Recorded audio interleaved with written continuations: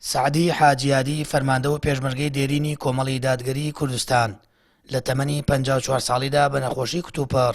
کۆچی دوایی کردو لە گۆڕستانی عەبابەیلەی شاری هەڵەبجە بە خاک سپێردرا. من نازانم چی بڵێم لەگەڵ ئەم خەڵکە 4 ڕۆژە ئەو خەڵکەیە هەمووی مانووە هەمووی 4 ڕۆژە لەگەڵمانایە ئێستاش ئەو هەموو خەڵکە عەجەدی کێشەوە من سوپاسیانەکەم دەستیان ماچەکەم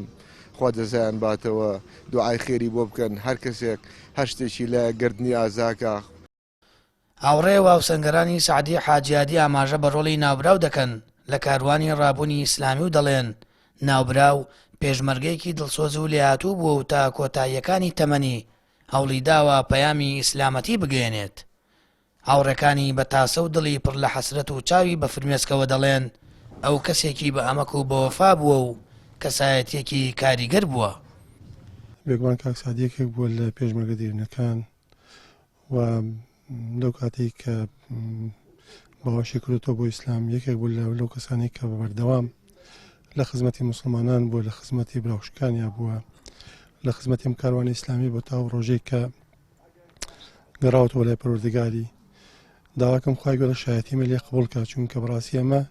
وەکو خەڵکەی کە وەکو براو ئەو کەسانی کە نزیکن بەڕاستی شایەتین بۆ ئەوەی کە خوای گەورە خۆی بەندەکانی باشە ناسی بەڵام ئەوەی کە ئەمە شایەتی بۆ براکەمان بدەین برایەکی دڵسۆز بوو پابەند بوو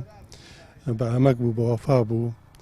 کەسێکی بێدەنگ بوو خەتا توانم بڵێم هەتا لە بوای تەندروستی یەکێک بوو لەو براپەرزانەی کە زیاتر ئەو ڕێنمایی ئەمەیە کرد کە ئینسان چۆن خۆپارێزی بکات چۆن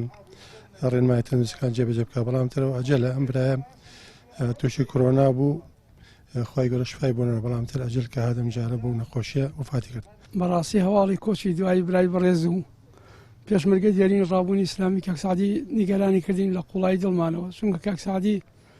برایەکی بەڕێز و ماندوونە ناس و دانەبڕاوی کاروانی جیهاد و ئیسلامەتی بوو. لەخوای گەورە داواکارین خوای گەورە پلەی بەرزی بە شەهادەت بگەێنی ئینشاءڵڵا ماوای بەهشتی نەبڕاوی خوای گەورە بێ و سەبووری هەموو لایەکیشمان بەدا. کاک سعدی برایەکی بەڕێز و کۆڵ نەدەر بوو ئەوەی ناسیبێتی بۆ دقەیە زانیوێتی چ کەسێکە کوڕێکە لەو کاروانە دوور درێژەی خەباتی ئیسلامەتی ئێمە پێکەوە بووین لەدایان کاتی ناڕەحەت و سەخت و دژوارە کوڕی مەوقیفەکان و کوڕی تەنگانەکان بوو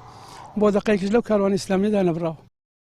سعدی حاجیادی فەرماندەیەکی دیاری ڕابوونی ئیسلامی لە ساڵی 1967 لەدایک بووە و لە ساڵی 1970 پەیوەندی بە ڕێخستنەکانی بزوتنەوەی ئیسلامیەوە کردووە. لە ناو ڕێزەکانی کۆمەڵی ئیسلامی پێشوو کۆمەڵی دادگەری ئێستا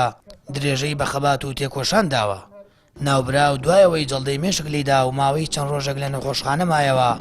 کۆچی دوایی کردو لە دوای خۆی 3 کوڕ و کچێکی بەجێهێشت. سامان فەتاح کەناڵی ئاسمانی پەیام هەڵەبجە.